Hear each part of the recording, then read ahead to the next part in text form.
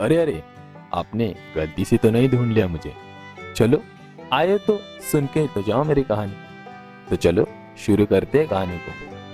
कानों में ईयरफोन डाल भी दो और कुछ अपनी बताइए, कुछ मेरी सुनिए। कुछ किस्से कहानियां गढ़ते हैं, कुछ अपने पुराने, कुछ यादें, बीती हुई बातें। चलिए सब अपनी जिंदगी की किताब खोलते हैं, फिर से वही पन्ने दोहराते हैं।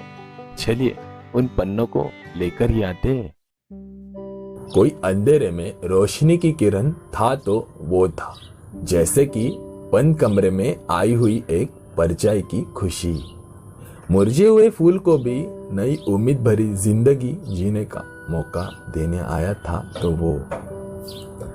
वो एक दिन की बात है जब घर में शोर कम था, पर रोज के सन्नाटे से हम सब अपने अपने कामों में लगे हुए थे। माहौल भी शांत से गुजर ही रहा था।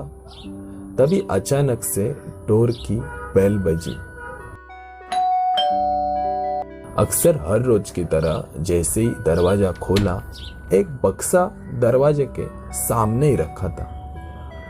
उसे देखकर मैं भी एक कदम पीछे हो गया। वो बक्सा थोड़ा हिल ही रहा था कि उसमें से आवाज आने लगी और उससे बाहर आया एक नन्हा सा छोटा सा डॉग।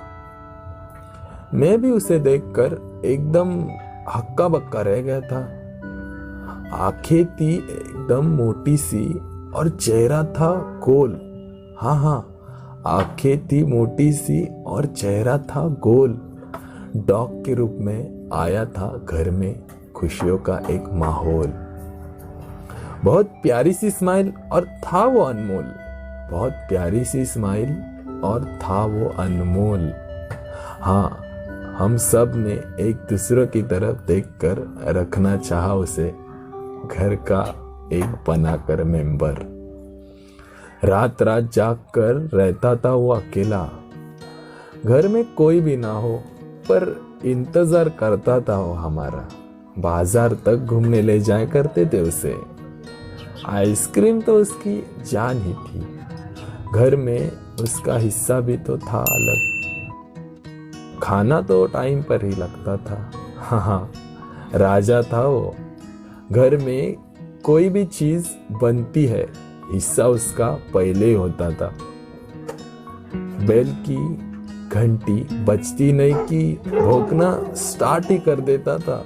मतलब घर में दूसरों का आना मना ही था।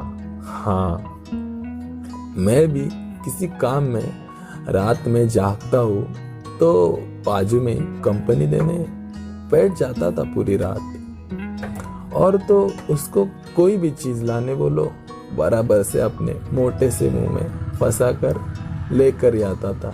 और तो और बाहर घूमने का नाम भी लो, ऐसे उछल पड़ता कि बस मुझे जाना ही है।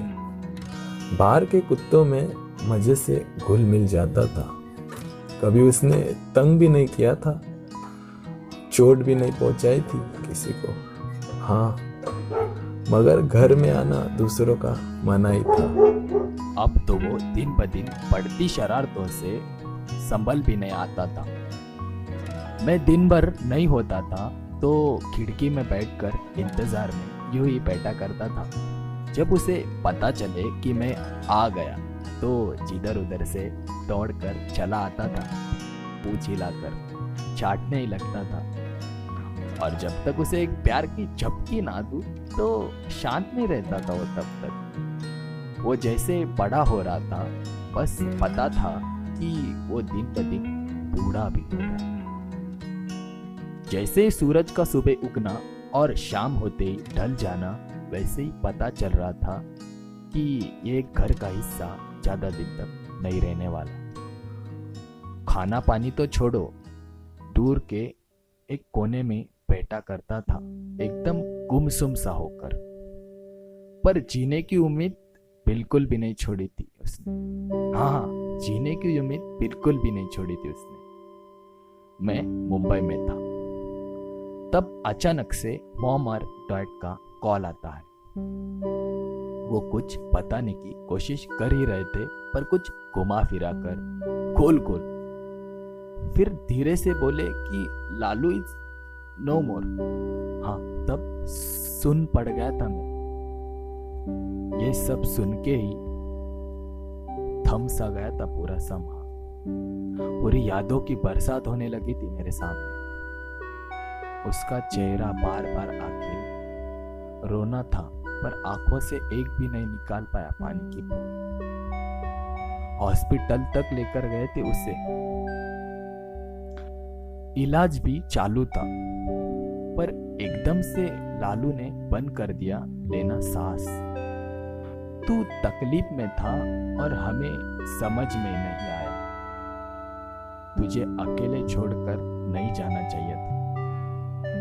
हमारे ही प्यार में कुछ रह गई थी कसर। आके ऐसे चला गया कोई एक ड्रीम। सारा सामान भी जगह पर, घर भी एकदम क्लीन।